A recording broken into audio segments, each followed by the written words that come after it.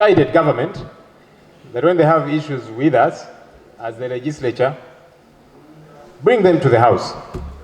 The same way when we have issues, we bring them here with the hope that action gets to be taken, like the matters that are being raised, disaster issues. Hopefully government gets to take action. Honorable Speaker, I request that you procedurally guide on a particular issue. On 26th of February, it was a Monday, I went with a team of members of Parliament to the site of Lubowa Specialized Hospital to do our oversight role as members of Parliament to establish what's going on there and give a report to Parliament. I came and gave a report to Parliament to the effect that we were denied access to the precincts of that place. The Minister of State for Finance, the Honorable Henry Musasi, is here. Among the updates he gave to this House was that we have so far injected over $156 million through promissory notes. That's over 600 billion shillings. Honorable Speaker, one of the accountability committees we lead, Park Central, has been trying to access these premises to do our work as Parliament, and they have still been denied access. Honorable Speaker, I ask that you guide procedurally whether this government is not duty-bound to account to this country, because you cannot inject over 600 billion shillings into a project you don't want us to access as members of Parliament to play our oversight role, and yet you keep coming back to Parliament asking for more money. For what exactly? Why can't you account? Why can't government account over this project? What's so unique about it? We are going to discuss a supplementary schedule where you're asking us for money for different projects. How, as Parliament, are we supposed to give a green light for money to be injected in projects if you cannot account? Honorable Speaker, I request that you guide on this matter. Government should be able to account. This is a lot of money that we are talking about. Thank you.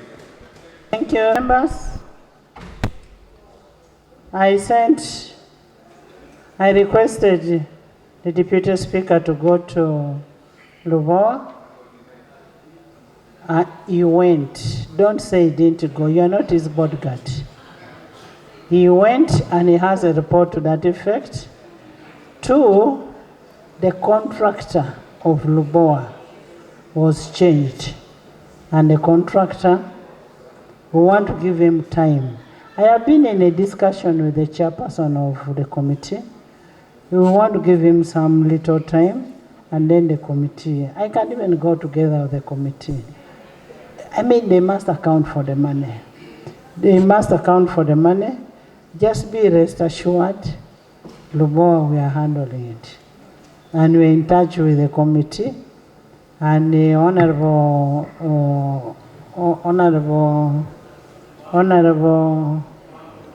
the Right Honorable Deputy Speaker has a report to that effect. The next sitting, which will be the next one, will be sitting, and will give you information to that effect. But also, we can hear from government. Honorable Speaker, we would like to defend you as our leader, as the leader of the legislature. Because meanwhile, the other time we were talking about Nambole, there is a testing game tomorrow.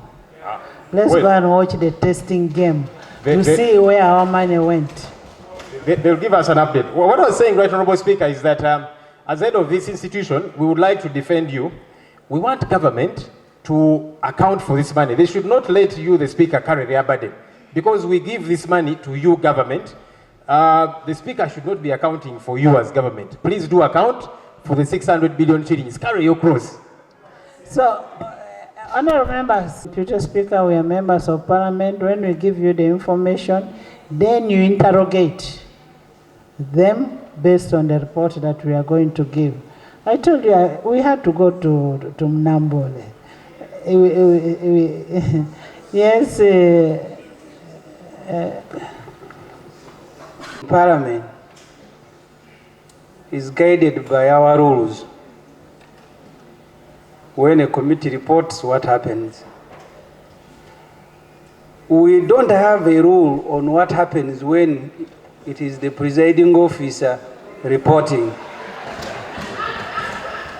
I wanted to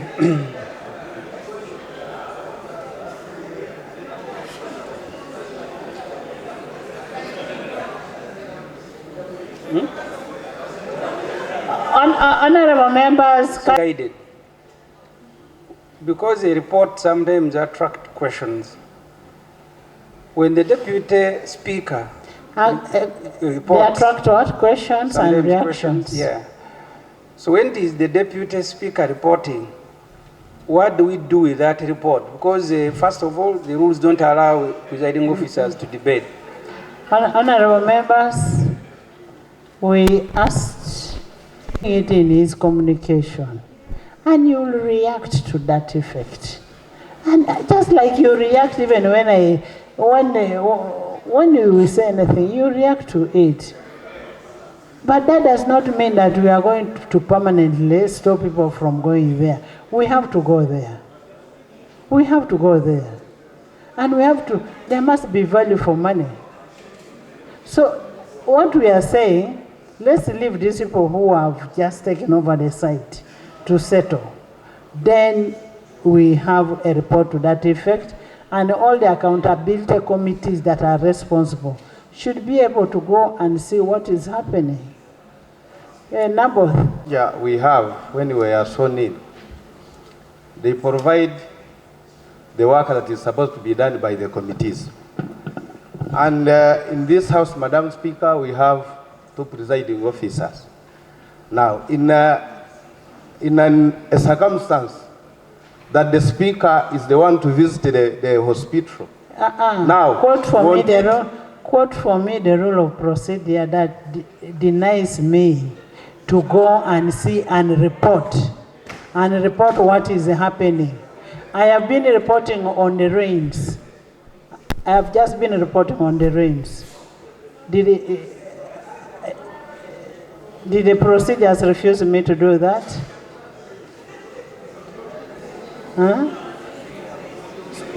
So, Madam Speaker, what is disturbing me is that if we set a precedence that the Speaker will be the one to be allowed to follow these projects, now we shall in future be overwhelmed that members of the committees will always be barred from doing their work, and they wait for the speakers to come.